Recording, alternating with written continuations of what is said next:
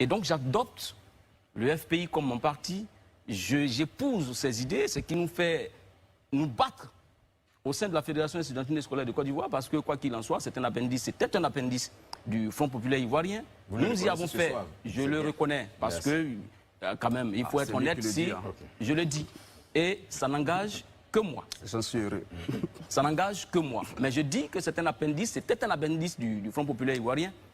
Et nous y avons fait nos âmes pour défendre certaines idéologies.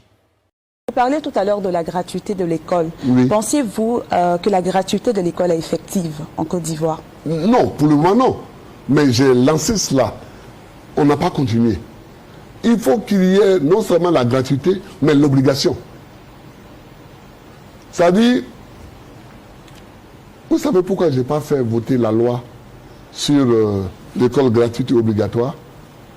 Parce que si je vote cette loi-là, un parent d'élève peut me poursuivre. S'il veut mettre son enfant au CPE qui n'a pas de place, puisque je rends l'enseignement obligatoire. Si lui ne met pas son enfant à l'école, moi, il peut le poursuivre. Donc si moi, je ne crée pas les structures pour que son enfant aille à l'école, lui, il peut me poursuivre. On n'a pas encore les infrastructures suffisantes. Il faut les faire. On sait que Robert Bourgi avait dit que vous faisiez partie des chefs d'État qui avaient financé la campagne de Jacques Chirac en 2002. Oui. Est-ce que vous pouvez nous dire exactement ce qui s'est passé? Écoutez, laissons ça tomber. Se passer,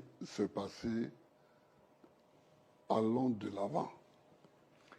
Très bien. Merci beaucoup, Monsieur le Président. Dominique de Villepin, assisté de moi, avait dit à Laurent, bon voilà, Laurent, nous allons vers une campagne présidentielle 2002. Il est de tradition que les chefs d'État africains aident les partis politiques français. Là, nous sommes au pouvoir. Est-ce qu'éventuellement, tu pourrais nous donner un coup de main? Et Laurent Gbagbo de lui répondre spontanément, il n'y a pas de problème. Le moment venu, tu me le fais savoir et j'enverrai un émissaire. Et lors d'un deuxième voyage officiel de Laurent Gbagbo à Paris, une réunion s'est tenue.